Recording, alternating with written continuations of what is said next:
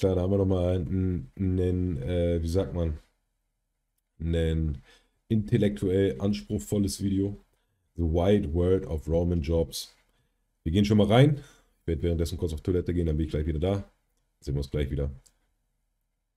Achso, Cryptic, du hast ihn bekommen, weil Janni hat das Ding richtig geraten, was ich auf Instagram hatte. Und der ist schon immer Sub hier und der lässt immer sein Prime hier. Deswegen war ein Sub für den Chat da. Abfahrt. Rome was a multi-ethnic society with a large population that required a broad spectrum of jobs to sustain its economy. However, choosing their career was not always an option for the general people. This was only possible for people with higher status or inherited roles. Prestigious professions, military leadership, and political administration were reserved for the Roman upper class, whereas ordinary people were involved in various jobs. Moreover, the Roman Empire depended on slaves, and any wealthy person could keep as many as 500 slaves. The slaves were controlled such that they had to partake in challenging, unpleasant works of low esteem. The typical jobs were farming, construction, and domestic services, and educated slaves could work in medicine, teaching, accounting, and artists. Some jobs, however, like the orgy planner or urine collector, were bizarre even to the slaves. So today we will take a look at the weird Roman job. The weirder a job is, the higher it is ranked on the list, while more normal jobs are ranked lower. Let's start off the F tier with a job that actually still exists today, even though it may have changed slightly. Just like our astrologists who try to predict your future by your zodiac sign or tarot cards, the ancient Romans had their own version of that profession. You're a Gemini, you probably experience deja vu, the feeling that this moment has happened before. And you also experience deja vu, the feeling that this moment has happened before. The Polarius were chicken interpreters who told the fortune of military campaigns based on how chickens ate. Instead of being tasked with taking care of more regal birds like eagles or owls, the Polarius had to take care of sacred military chickens. Sacred military chickens. One of the strongest empires in history literally had chickens that were relied on to tell whether a battle would go well or not for the Roman army. Before a battle, a Polarius would release the chickens and throw corn on the ground. If the chickens ate, all was well. If they ate so messily they dropped kernels, even better. If they didn't eat, oh no. If they refused to come out of their cages, you may as well send everyone home. There even is a story about one Roman fleet commander who was so impatient with the poor birds, who were understandably dizzy from sailing, not wanting to come out of their cage, that he threw them overboard. He lost the battle and was scolded for drowning his fleet's sacred war chickens. I think this profession perfectly defines the F tier. It is somewhat strange, but considering that we still do the same thing today, it's kinda normal, at least for this list. Hatten die da einfach Cockfights? We all know it and we all hate it. You are at a party and someone approaches you, but damn, you forgot their name, which could result in embarrassment. Sucks for you, but the Romans were perfectly prepared for such a situation. The Roman profession of name caller or nomenclator had one simple task: to remember everyone's name at a party or other event. As efficient as the Romans were, they had a backup for not remembering people's names at gatherings and parties, saving themselves from embarrassment. When people would approach their masters, the nomenclator would loudly announce the name of whoever would come, saving a... Das ist ja schlimmer, als wenn Snoop Dogg mit seinem komischen Blunt-Roller, Digga, den sich da persönlich angestellt hat. Einfach jemand auf einer Party, damit ihr den Namen merkt hat. Deadly social embarrassment. What sounds like a funny party gimmick at first was actually also a crucial political instrument. Political candidates would be accompanied by their respective nomenclators, who prevented any embarrassment for the candidate.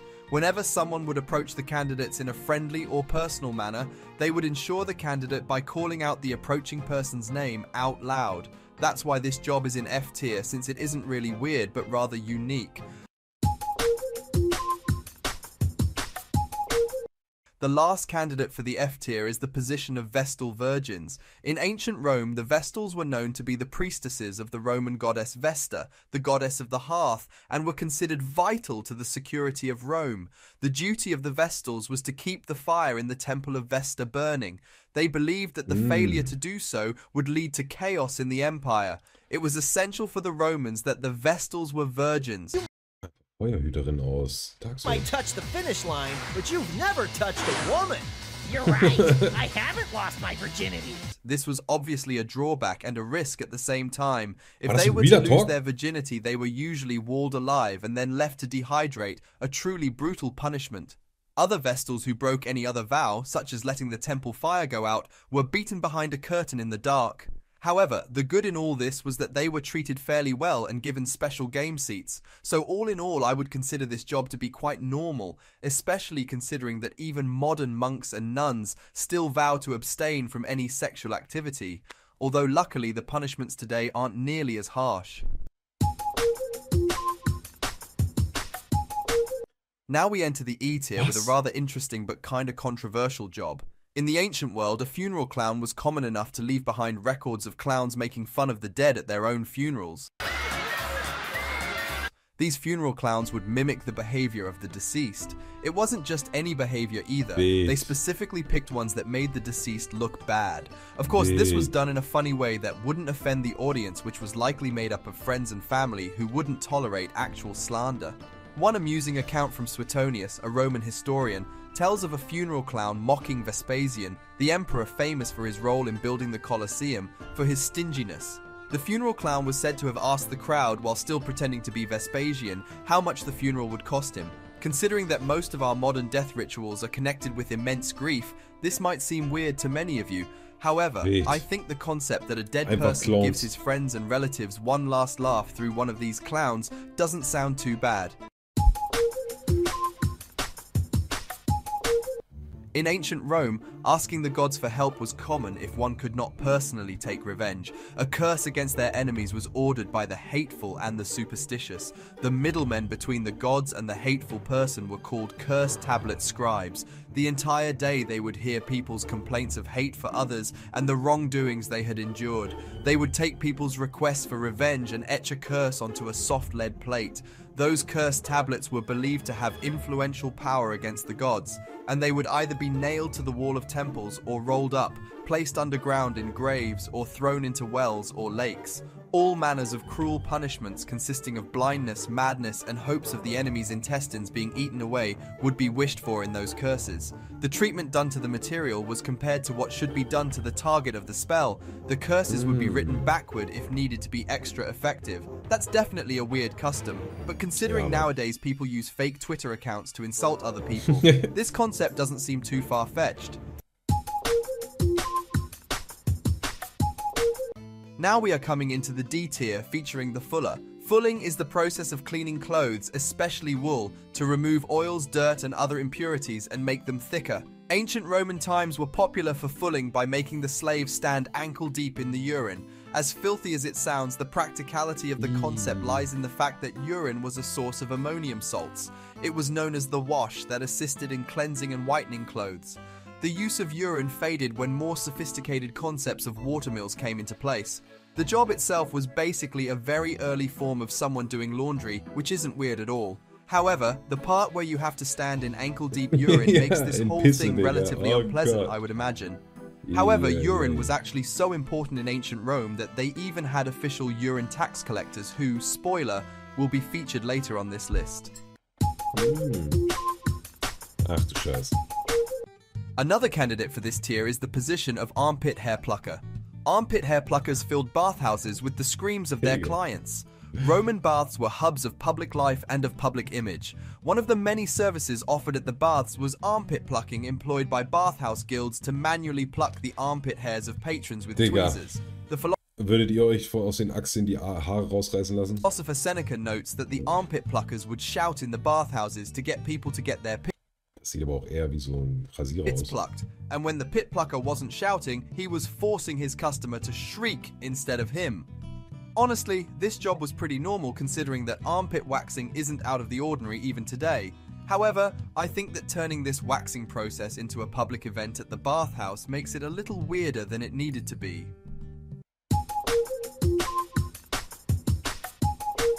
Now we enter the C tier, the perfect middle ground between somewhat normal jobs that are also pretty weird. Vicarious were the middle managers between their masters and their fellow slaves. And yeah, we're literally talking about real middle manager slaves who managed other slaves. It just sounds like slavery with extra steps! Ooh la la, someone's gonna get laid in college. According to Vicky Leon, author of Working Ninth to V, slave owners would buy slaves to serve as their body doubles at work and do their work for them. These vicarious would then be lived vicariously by their owners, who would send them to do office work. It wasn't so bad of a gig either, since it turns out that some vicars would be given access to part or all of their master's assets. Some of them would be paid a portion of the profits made, allowing them to eventually buy their freedoms. Ironically, more enterprising slaves, however, would opt to buy their own vicarious and continue growing their master's wealth so they could continue taking a cut. So while this management position isn't far off from modern businesses, the ancient slaves aspect makes that job very questionable. Ja, Mann. Oh, der Orgienplaner. Man kennt ihn. We finally enter the B tier with the job everyone has been looking forward to, the Roman orgy planner. Ja, Mann. The planners were responsible for planning the perfect orgies and sex parties where guests freely partake in open and unrestrained sexual activities, including group sex. They had the authority to select the food, drinks, and music, as well as women. Those women could attend the orgy who were capable of making the event of utmost entertainment for the guests. The Greco-Roman world shared the party god Bacchus, lord of wine and ritual madness, and celebrated him with the Bacchanalia. Attendance of these parties had a tendency to really tap into that divine, crazy party energy and go around on a debauched, often violent sex spree. At one orgy, legendary bisexual Alcibiades, an Athenian statesman, and his homies stole the dicks of hundreds of statues throughout Athens. However, the planners were despised, especially by the lower class, Ja, na klar, warte. as they thought the entire event to be unnecessary. Ich weiß jetzt nicht, wie Untertitel auf Deutsch sind, ne? Kannst ja gerne mal probieren für dich.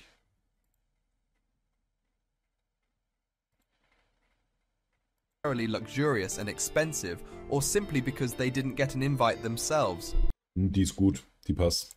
All in all, the job must have been really funny, but I think I don't even have to explain why this job description might seem weird to some people. Ach du Scheiße.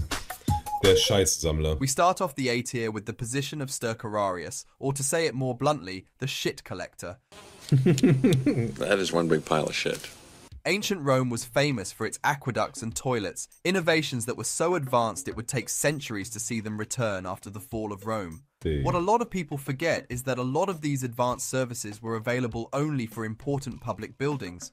Think of the noisy bathhouse where the armpit plucker is trying to pluck your pits, or government buildings, regular residential areas where most people lived, not on the plumbing grid. That's why the stercorarius had to go from house to house and collect people's shit from their cesspools, bucket by bucket and wagon by wagon. He then had to drag everybody's shit outside the city where he would sell it to farmers. For his troubles, the verkauft die Scheiße ja sogar noch. What the fuck? stercorarius got 11 copper coins. Considering Rome's bumpy stone streets, it wasn't a rare occurrence for one of these shit wagons to literally flood the stercorarius. So considering you were basically a personified toilet flush, this job was one of the weirder ones.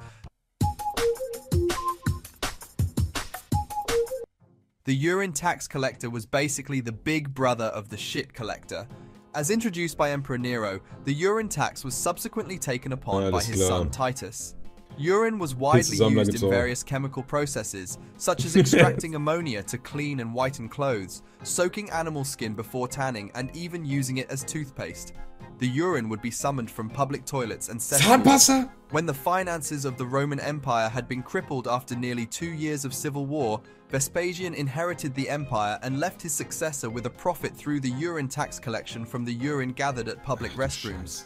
When Titus Vespasian's son blamed his father for applying the tax on urine, he held a piece of gold coin procured from the tax against his nose and replied, "Money does not stink." Damals waren sie. Ja, damals war alles sehr weird. Wiping Boys, ach du Scheiße. The position of the whipping Die sind 100% dafür da, um einfach Ärsche abzuwischen. boy was exactly as cruel as it sounds. The education of the royal children faced some difficulty in the 15th century as education was enforced through punishments. The divine right of kings that stated God and the king's son appointed the kings was to be punished by no one, but the king brought the tutors into a dilemma. Hence, as a solution, the appointment of whipping boys was established. Another boy studying with the king's son appointed by his son would be punished if he misbehaved or did not do his homework. Stay still!